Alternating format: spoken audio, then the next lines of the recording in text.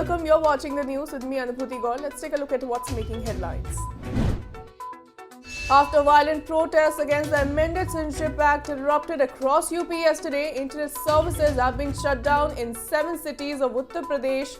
The cities that are facing a complete internet shutdown include Lucknow, Bareilly, Aligarh, Ghaziabad, Prayagraj, Sambhal, Meerut, Mau and Kanpur. This after several public properties were set ablaze in large parts of Lucknow and Sambhal.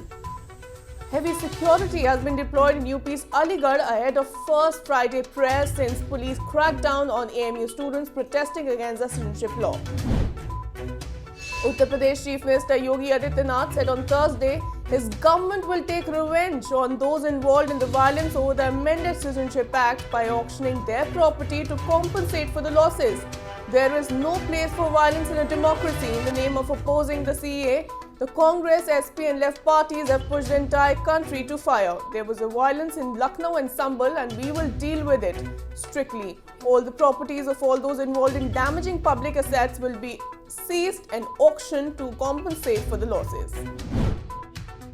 Karnataka government suspended mobile internet services in Dakshina Kannada district on Thursday night for the next 48 hours after 2 persons were killed in police firing during violent protests in Mangaluru against a controversial citizenship law. The decision to suspend the internet was taken in order to prevent misuse of social media platforms to disrupt peace. While 30 journalists were stopped from reporting on CAA protests today morning, they were detained and questioned. Police lobbed tear gas shells, resorted to bait and charge and fired in the air to disperse people protesting against the amended Citizenship Act in the Mangaluru. 2 persons received bullet injuries in police firing and they later succumbed to those injuries.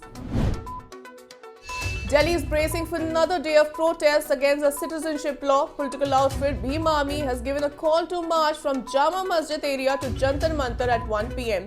The police has, however, denied permission for the event. Throughout the day, the protesters are expected to gather at various spots including India Gate in Jamia Millia Islamia, where the students and residents have been protesting continuously for nearly a week.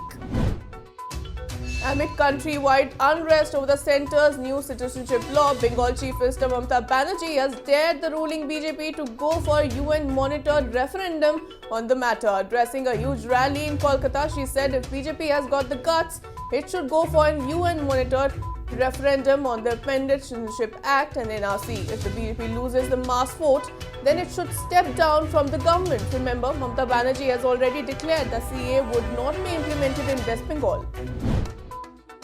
Mobile internet services resume in Assam on Friday, 10 days after it was snapped in the wake of violent protest over the new citizenship law. Ban was lifted from 9 a.m. on Friday. Chief Minister Sarbananda Sonowal says will move forward with the peace. Vice Chancellors of Assam universities have appealed for peace and harmony amid protests over the Citizenship Act.